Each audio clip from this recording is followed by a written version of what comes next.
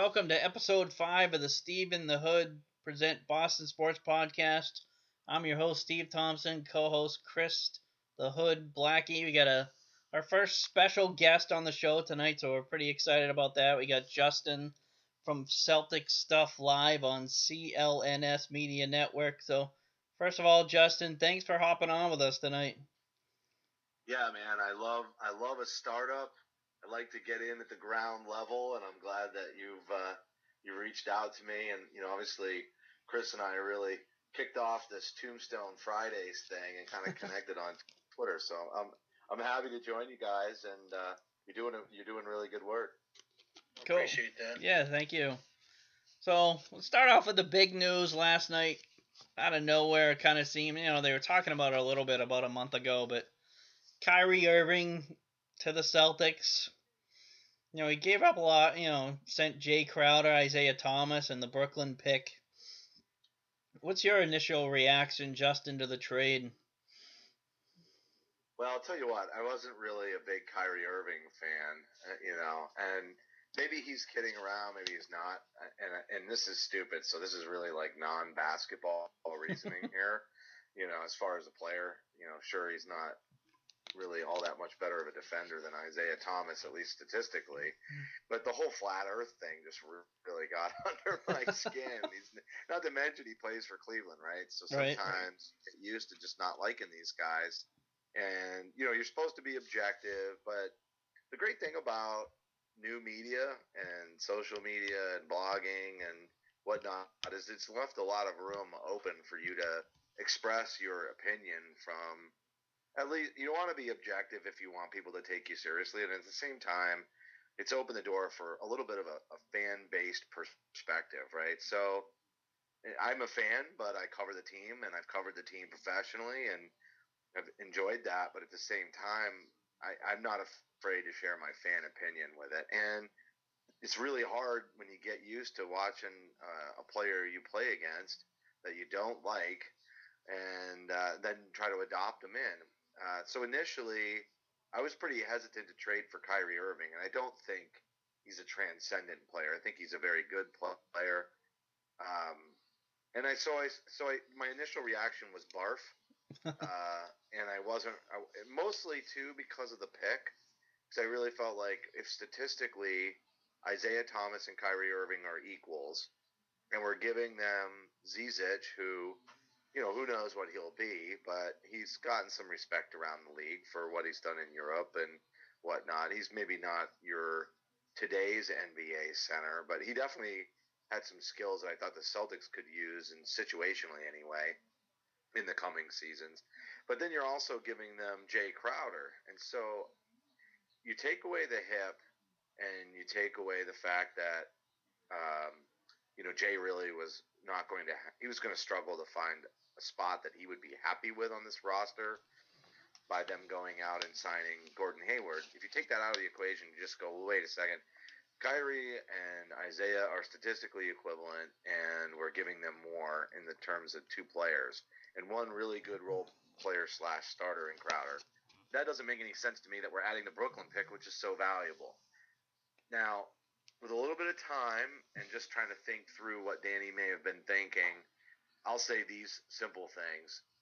One, Kyrie Irving is younger, and Danny Ainge obviously made a point of saying so. But he is younger, and you got an extra year on the contract, and you had to wonder if the Celtics were going to end up breaking out the Brinks truck for Isaiah Thomas. I think re-signing him seemed like it wasn't really in their plans. Then you add in the fact that the hip is a major question mark. I've been saying it on the show since the end of the season. It reminded me of the year that Kelly Olynyk didn't get shoulder surgery and then wasn't ready. And that I had a problem. I knew it was, hey, look, it's Kelly's body. He gets to decide if he's going to have surgery or not. But I knew at the time, I felt like he really needs to have the surgery now. And every minute he waits, the more likelihood he's not going to be ready or even in a groove, during the season. I felt the same way about Isaiah's hip, and here we are, still no surgery. They're saying rest and rehab. Maybe he'll be fine, and everything will be gravy, but if he loses any explosiveness, the history on guards under 6 feet after the age of 30 is not good. So that means his next contract with this looming injury is a little scary. So Kyrie Irving, you get younger, you get cost control for 2 seasons. He's looking for a change of scenery. He mentioned specifically Gordon Hayward and Brad Stevens, so you feel like he, for the first time in his career, is making a choice about where he wants to be, which could bode very well for their ability to re-sign him. Crowder wasn't really going to find a spot on the roster, and Brooklyn may not be as bad as we think, and that pick that we're owed from the Lakers may actually wind up being the higher selection in this year's draft. Hopefully it doesn't go 1, because then obviously the Celtics have to wait another year and get Sacramento's pick, and this draft is highly touted. Right. You have to think the Celtics are feeling pretty good about the Lakers pick falling 2 to 5, and maybe this isn't as bad as my initial reaction. Right. Yeah, I was surprised that they put that pick in too. I mean, initially I was actually surprised the trade even happened, because you had heard talk like, oh, maybe it's going to happen, maybe not, but right out of right field, it just kind of seemed to come together fast. But who knows how long they were actually talking to each other? It was crazy how it all went down. You got to think that they were talking pretty early on in the process, but Danny talks to everybody anyway. As soon as a player is sort of available, Danny's going to test the waters, and his staff as well. Mike Zarin, I don't think Danny deserves all the credit 100%.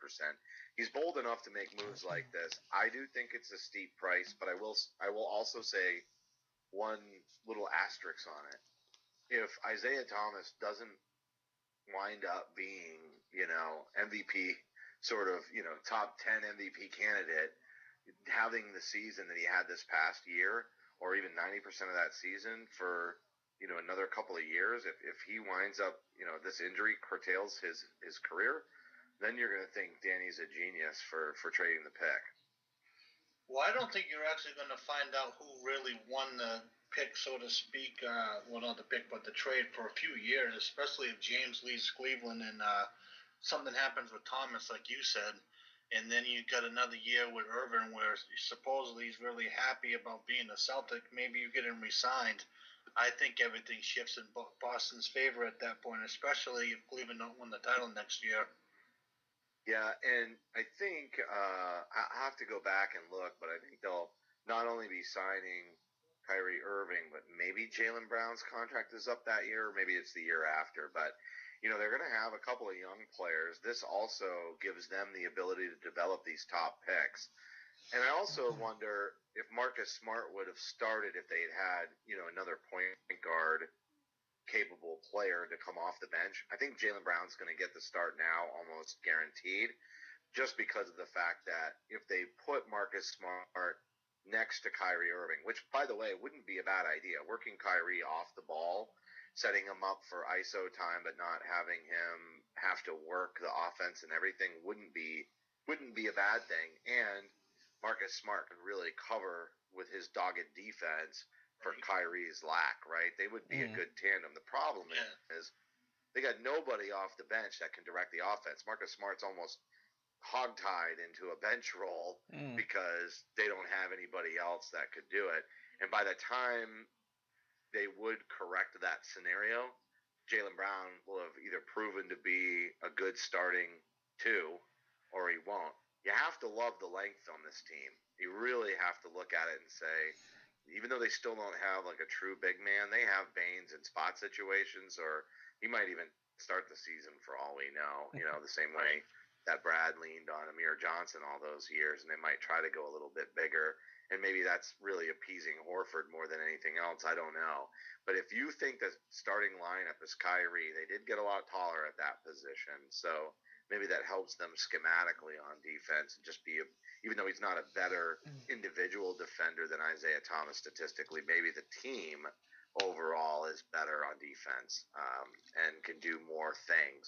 But then Jaylen Brown is 6'7" too at the 2. And then you got Hayward who's 6'7" at the 3. And Morris, who probably gets the start now. I don't see why he wouldn't. The only way he doesn't is if they want to do Baines, but Morris at the 4 and Horford at the 5. So they're tight, slightly undersized for a traditional NBA lineup, only at the 5 spot. But really what Horford does to spread the floor fits the new NBA and what Brad Stevens wants to do. And they're a very lengthy, rangy, athletic team. And they need that because Brad wants to be able to switch anybody on defense without worrying about it. And he's going to have that luxury this season.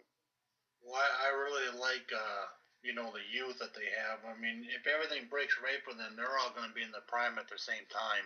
And that's going to be a deadly duel if you can get everyone signed. Tatum, Brown, Kyrie. Kyrie's what, 24? 25. 25. Yeah. And Hayward's 27. And, really the only elder statesman. There's only two players. They were one of the youngest teams in the league over the last several years, right? And they were climbing the standings even though they were young, but they just got younger.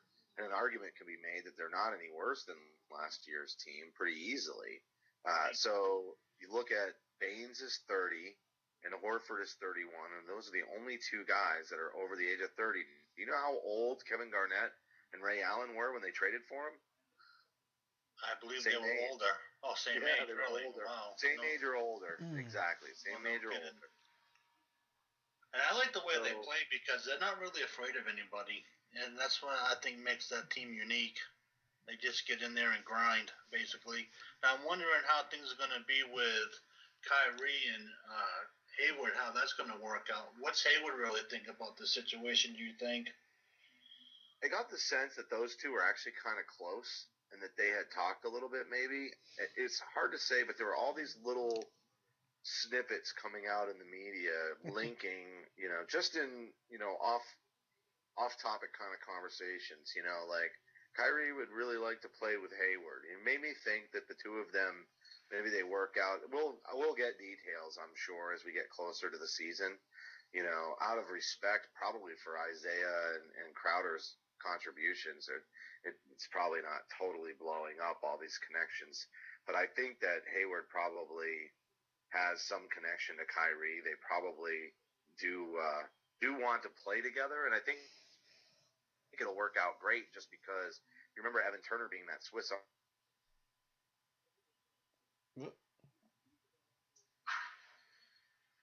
Yeah, we lost you there for a second. Evan Turner, yeah. Yeah, I think we might have just lost him completely.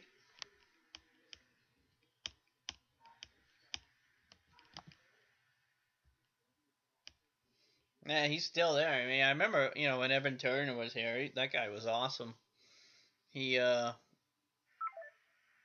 really stepped it up for the Celtics. And then he, got the big money. Yeah, it's going to be interesting going forward how that all pans out with the youth especially. It's going to be unreal. Yeah, they have two sets of big threes. Yeah, exactly. It's going to be quite a showdown on that first night. Right. Oh, well, they're saying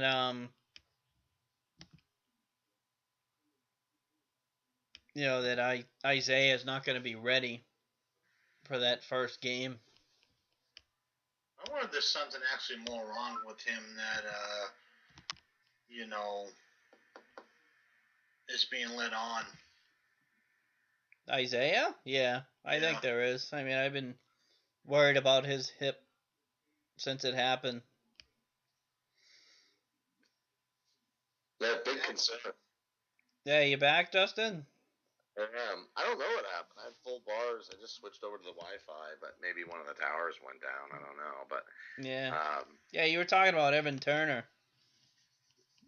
Yeah, I loved him because he was a Swiss Army knife. And 2 trade deadlines ago, we were talking on Celtic Stuff Live about Hayward, and I wanted them to trade for him. And I said, this is the kind of guy, not just because he played, for Stevens at Butler, but this is just the kind of guy to fit Stevens' systems. He's versatile, he can switch, and he's a team player. He can pass, he can be a scorer, but I think he's willing to do whatever it takes to win. And so when you ask the question, I think that Kyrie and Hayward were probably linked. Mm-hmm. But when you ask the question about how do you think those two will get along, I think they're going to get along great because I don't think Hayward is an egomaniac. And I've even said I'm not sure. Like people are saying, oh yeah, Hayward's scoring average is going to go up. And I've not thought that at all. I think Hayward, will be a go-to scorer and he'll hit big shots to win games. But I think actually the threat of having him out there to hit those big shots is going to open up a lot of opportunities for other players. And I think that's ideally what Brad would want. If you want to throw a little bit of shade at Evan Turner, it was the fact that he couldn't quite space the floor and hit the three ball. He's a great mid-range shooter, and he could create some offense, and that second unit needed it so bad when he was there. But Hayward does that, only he does it in the starting lineup, and he'll be able to do a lot of different things and give the team a lot of different options. And yes, he'll be a major scorer and he'll be a major part of the offense, but do I think that he's going to be out there solely to score? No, I think his job is going to be to get other players involved. I think they really want to move that ball and just find the open man and encourage them to score. And when you have Hayward and Kyrie, who can both, Kyrie especially, who can work an ISO and create offense, but Hayward, who's really a knockdown shooter, it's going to draw a lot of the defense away. And I think they should be looking for some of these young guys and help them build their confidence and get them some shots. And don't forget, Marcus Morris can shoot the ball too, so I would expect him to be taking shots. And then there's Al Horford. So I think this ball is going to get spread around a lot, with the exception of Kyrie Irving. I think they are going to feed his ego and rely on him to do a lot of the sort of creating the offense, attack the basket stuff that Isaiah Thomas did last season. Who do you think's going to be like the X factor other than Hayward and Irving? I think it could be Marcus Smart, actually. He was really supposed to have the breakout season last year, and it obviously, I wouldn't say it didn't happen completely, but it really didn't happen. Not the way we thought. He really worked on his mechanics and his form to hit the three-pointer, and he did not hit them beyond the arc necessarily as well as he had hoped. But I think in this new situation with Isaiah Thomas kind of out of the way and everything else, I think he'll probably be the first sub off the bench, and he'll probably come in for Jalen, and then they'll switch Kyrie off the ball and let Marcus kind of run the show a little bit. It'll also give him the chance to bring in, a different style of defender. And we know, Smart can rotate 3 positions, sometimes 4, the whole Porzingis thing, 5 positions. But I think Marcus could really be a big X factor. A lot of that guard glut that was ahead of him is out of the way, and he was still getting 20 minutes a game last season. I think that's going to grow a little bit more. I think he's going to be more in the mid to high 20s, and and he's going to have to step into Bradley's role at certain times. If you remember when they really needed somebody to lock down one-on-one as a defender, they always called on Bradley to do that, and I think they'll call Marcus Smart's name. So I think Smart's an X factor because he's a lot different than the other players on the team. Yeah, I was pretty impressed with him in the playoffs.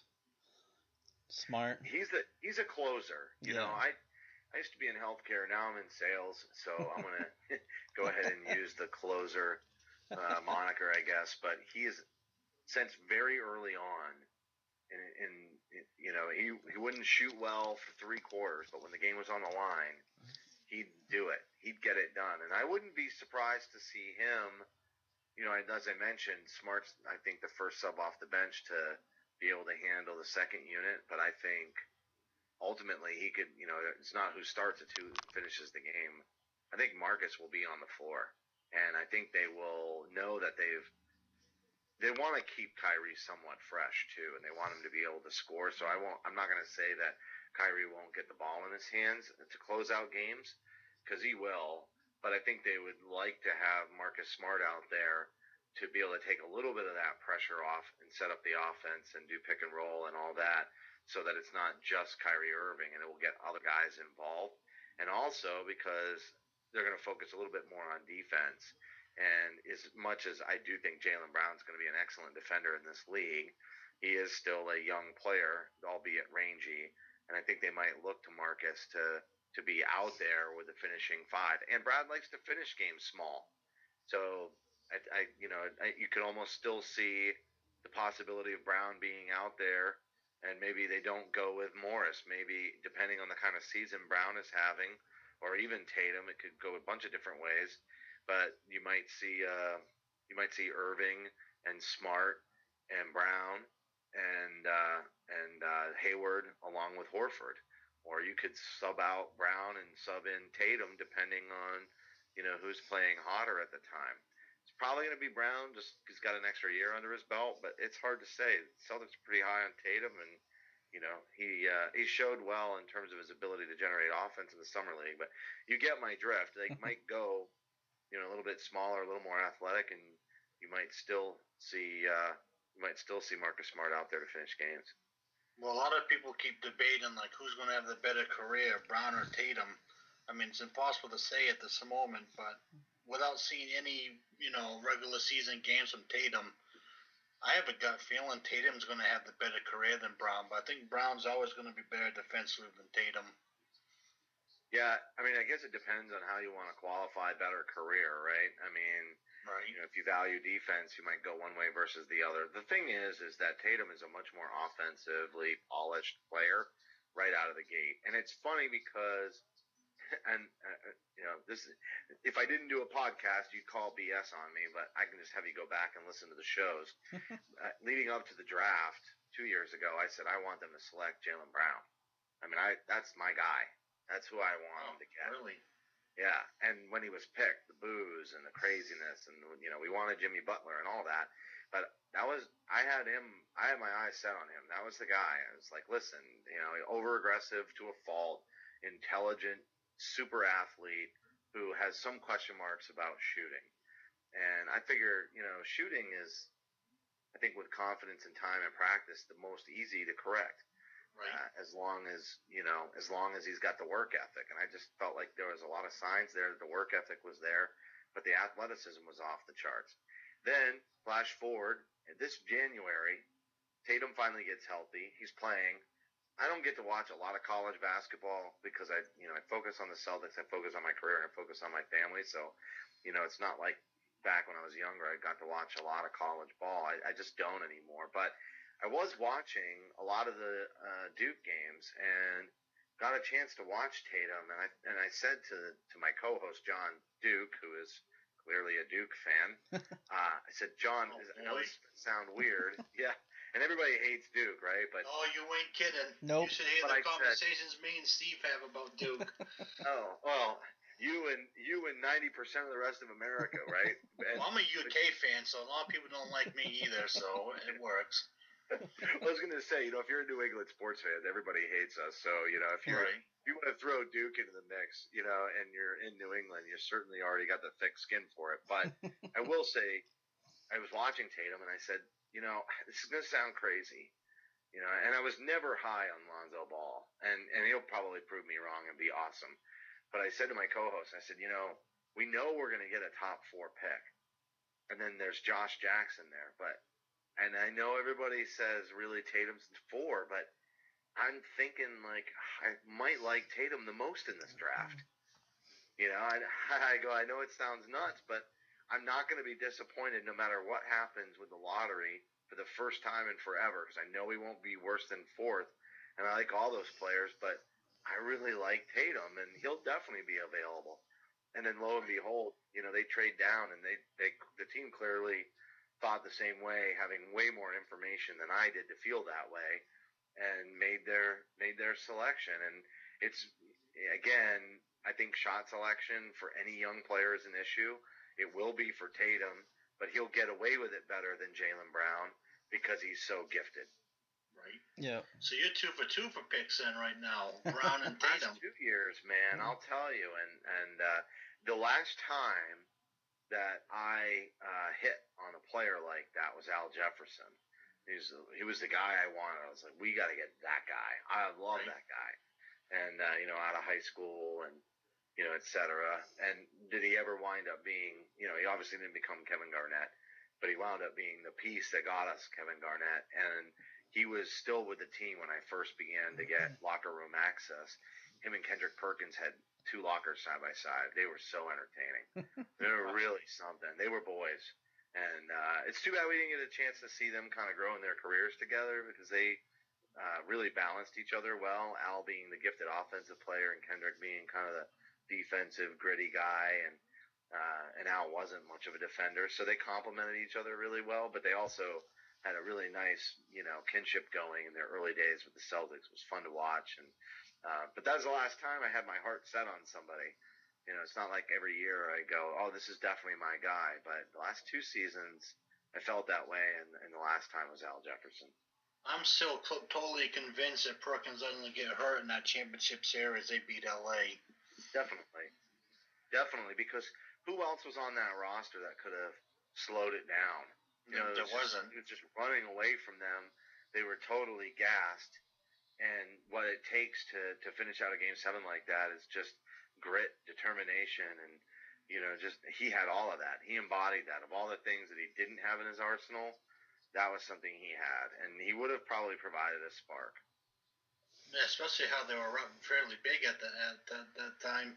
There's no way that LA would have came back. That's just a blown opportunity. Just bad luck, basically. And Rashid was dead. He just, you were hoping that Rashid was going to be able to get them where they needed to go, but he just didn't have it in the tank either. No. Guys are getting older. And that's what Danny's trying to avoid, which is why I kind of respect the Kyrie Irving trade, even though initially I'm kind of like, meh. This team is young, really young and talented. And if they're, everybody's talking about who's going to wait out Golden State. Well, you know what? They can wait Golden State out 4 years, and the oldest man on the core of this team, with the exception of Horford, will be Gordon Hayward, who will be 31 4 years from now. He'll be Al Horford's age, and Al will have moved on, and is most likely because they'll have to pay younger players, and Al's contract will have been up. But this young core will be right in that prime championship winning age range, and if they can keep the band together and develop the young players, they'll still have to be moves. They won't be able to pay and keep everybody, but they can identify the core young players on this roster and sign the ones that matter. They're going to be really good for a really long time. They just might end up ripping off 2 or 3 titles when everything comes to together for that team. They just need a little bit of luck with Golden State to start that run a little bit sooner, but absolutely. It's going to be interesting to see what happens going forward with that team, for sure. So, Justin, do you see them making any moves for like another big man that is a solid rebounder, or do you think this is the team we're going to get this year? I don't know. Danny likes to have his fun, but he definitely alluded to the fact that they might not be done. Marc Gasol's name was floated out there. Just depends on the price. Right. I didn't sat down at the trade checker. My concern at this point is where do you get your salaries from? At this point, you're going to have to be.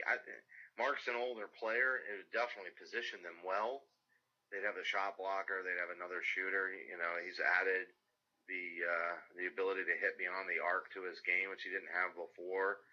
There's a lot to like about it, except for the age. So what are you giving up, and then where are you getting that salary from? I just think at this point the team is so young, it's going to be tough. Now it's too bad Porzingis is off the table because that's another young player, and they've got picks and other young players to package to make a run at a guy like that, and he would fit very complementary into this lineup. And then I'd say you'd have to really be scared of the Celtics. Like they had Porzingis with Horford and Hayward and Irving. You would have to say, all right, are they going to beat Golden State 9 times out of 10? No, but they might get it 2 out of 10. And if circumstances line up, they're really going to be able to give them a run. And once again, they're a really young team that is going to keep getting better. And the only reason I bring up Porzingis, I think that's dead, and that's not going to happen. And New York has made all the changes and committed to him that they needed to do. So I don't think he's going anywhere. But a player like that is an option because you just look at salaries, right? He's got a low salary head, which means you can easily, package some of those players and be able to do it. And Anthony Davis, is another guy they want to get. Obviously, they're going to just keep watching and keep their eyes open. That's not going to happen before the season starts, though. So if Danny's hinting at something, you kind of think maybe Marc Gasol. But again, I'm going to have to sit down and look at this roster reconstructed because I just don't know out of the core players that are left, they'd have to trade Al Horford, I think, to get the numbers to work at some point. I don't know what they have left. Yeah, I think they just stay put and just see what happens. but they might make a move if he can find something. At this point he's in. He's got enough young people on this roster. I think Danny's in on taking it as far as he can take it this season. But the Kyrie Irving deal just fit financially too. So I don't think they're willing to just give up young players or picks, just for the sake of trying to get a little bit better. I think they want to also position themselves financially that they're not. I mean, they were really worried about Avery Bradley and Isaiah Thomas and Marcus Smart next summer. And they basically addressed all that. Now there's enough room to re-sign Marcus Smart. That's fantastic. Right. Yeah, that's a good point. Interesting. So you think they? What do you is your gut telling you about the Cavaliers and Celtics in best of 7? Just dirty, disgusting. Right. The rivalry, like, out of control. Right. What is it like for a Jay Crowder to switch sides, right? So I honestly think the Celtics can take Cleveland at this point, but you just never know. LeBron is still the X factor, very much so. And if Isaiah, I'll tell you, I like the Celtics' chances if Isaiah's not healthy. But if Isaiah's healthy, I mean, just think about the spirit of that kid. Right. And just that's what we're all gonna miss, right? This guy is a great guy, just period. A great guy, an inspiration, embodies the underdog mentality that people in New England used to be able to justify having. Except now we dominate the sports landscape, so we can't. But that's really what he was a throwback for all of us that way. It's like, see, we're the underdogs again, except we're winning, and that feels awesome. That feels like Tom Brady, the 6th round pick, after Drew Bledsoe gets knocked into the stands in the second game of the season. Like that's what he made you feel like, and it's hard to come by that now. We're spoiled. We're when I grew up, it was the Yankees that were always on the top, and Jesus, felt like you kidding? The poor. Poor New England. There's the Patriots with 2 wins on the season again. Celtics can't get you a break. These guys keep dying, and Antoine Walker's our savior. And look at Rick Pitino. He was going to fix everything, and he didn't. And you just remember where you were at mentally and how much you just hated the Yankees for it. Well, now it's like we're not even justified to enjoy the spirit of what we are. New England is just a bunch of underdogs, except when it comes to sports, we really can't carry that torch. And Isaiah let us live that vicariously a little bit, why we all loved him so much. And Jay Crowder, I didn't really suffer the loss of him in that trade. But, I did just read today that he lost his mother to a long battle with cancer. What an unfortunate sort of set of circumstances that it's kind of coinciding with this trade. Just to have his world, like, in complete upheaval right now. My heart goes out to him completely. But again, that dirt dog, he's the Kevin Millar of the Celtics over the last 3 years. He's the dirt dog, and that's a player that I just, you have to appreciate his game and what he's done. And again, kind of an underdog, 2nd round pick, kind of hidden, not somebody that anybody thought was going to make a difference in the Rondo trade. And then the next thing you know, he's a starter for this club, and they're climbing the standings, and it's that gritty toughness that he brought to the table that was very much a part of it. Well, I think him and Thomas in a series, especially if they're both healthy, those are 2 serious X factors because they're going to be playing pissed off if they're done to take on Boston, especially in the playoffs with Hayward basically taking over Crowder's spot and Irvin taking over Thomas's. I mean, Thomas can't be very happy right now. I think Crowder's probably relieved. I mean, despite what he's going through at this moment. Yeah, we're in big time trouble if Isaiah's healthy this season and he's got LeBron to work, alongside of him. Kyrie's chip. Well, let's just lay it out there, right? So if we get to those playoffs, Kyrie is going to be touted as the spoiled brat who forced his way out of town. Right. And I was upset with the way Paul George handled it. So I can't give Kyrie any, leeway on this because when Paul George just went and blathered that he was going to go to LA, I'm like, that's the wrong way. You don't ever say that. Now the franchise, they might have been willing to accommodate you. That's something that you do internally, but you don't let that out. And then what did Kyrie Irving do? He did the exact same thing. So he's going to look like the spoiled brat who forced his way out of town, whereas Isaiah Thomas is the unappreciated, unsung hero in Boston, who basically turned the franchise around. Single-handedly is what it appeared like. That trade deadline, boom, Isaiah, bang, all of a sudden they're on the map. It happened just like that. And then Jay Crowder has always been that way. And the feud between Crowder and Hayward started, and just with the fans chanting for Hayward, and now Crowder gets traded right after. Like, they don't even get a chance to play together. Like, that's some bad blood. This is going to be an intense, incestuous rivalry. I think it could easily go 7, no problem. Oh, it'll go 7. The NBA will make sure of it. And the Celtics might be too young to even realize they don't really even, should be putting up a fight the way they would be in a series. And to touch a little bit on the Thomas situation, these people who were out there burning his jerseys yesterday, pick another team. That just, puts everyone in a bad light. It's just, that makes me sick to my stomach when I see crap like that. I just don't know what people are thinking. I don't get it, because why burn this guy's jersey? He didn't ask for the trade. He got traded. Yep. And these people don't realize that, so it's like hooligan central. I don't understand that thinking. Idiots that chanted MVP for Kobe Bryant the year before they traded for Ray and Kevin Garnett. I remember I was at that game. January 31st, 2007. And that's just, it's just, they just don't know anything about sports. I'm sorry, if I alienate some people who listen to this, but I mean, come on. That's like, who are you? Who are you? I mean, it's blasphemous for any Celtic fan to ever go for an LA Laker in Boston. That is just crazy talk. Yeah, but to burn Thomas's jersey is just like Judas. Like, that's just like, who are you? Who are you burning Isaiah Thomas's jersey? You're a lunatic. Like, you burn Crowder's, maybe, because Crowder took some shots while he was here. I still think that's way out of the question.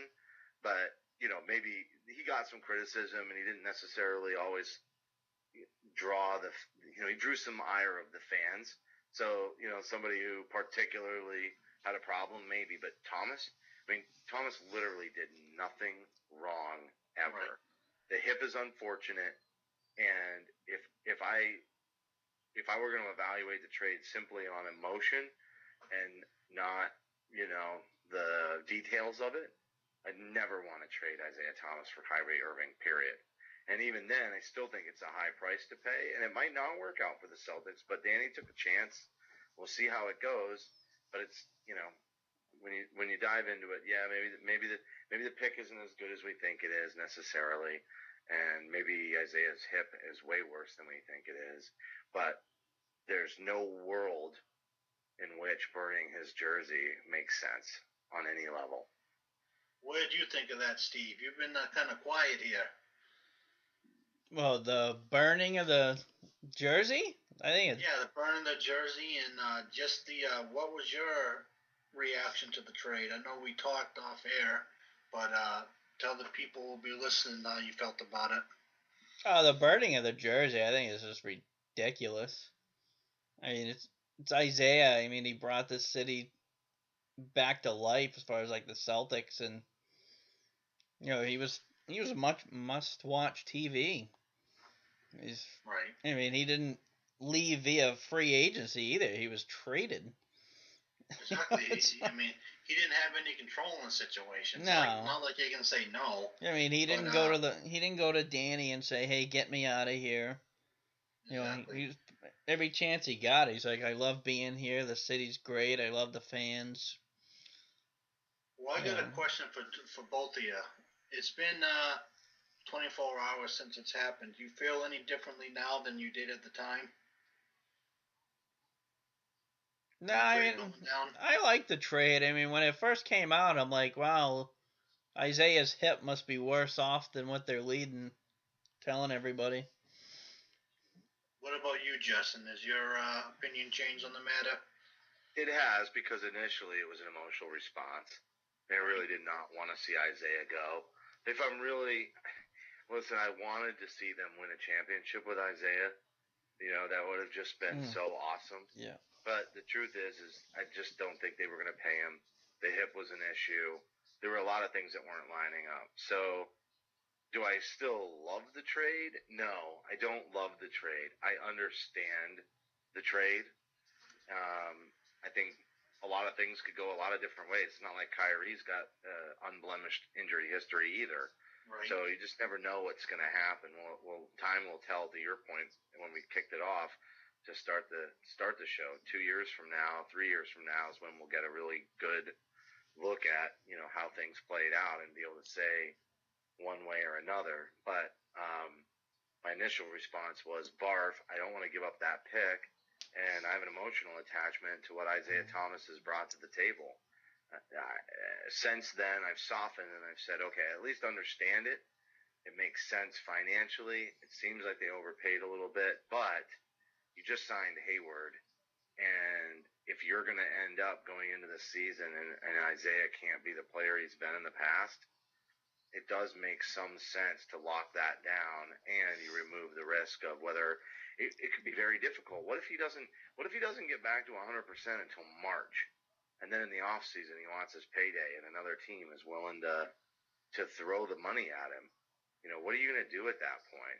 Maybe you still, as a medical staff, have questions about the hip. So I think they wanted to remove as much room for error as possible.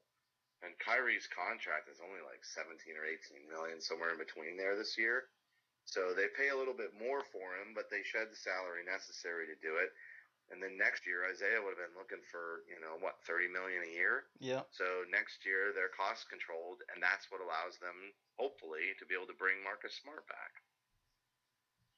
Well, I think that'll happen. But who really knows, ultimately? Right, yeah. Yeah. But you guys have one person in your group, Bobby Manning, I think his name is?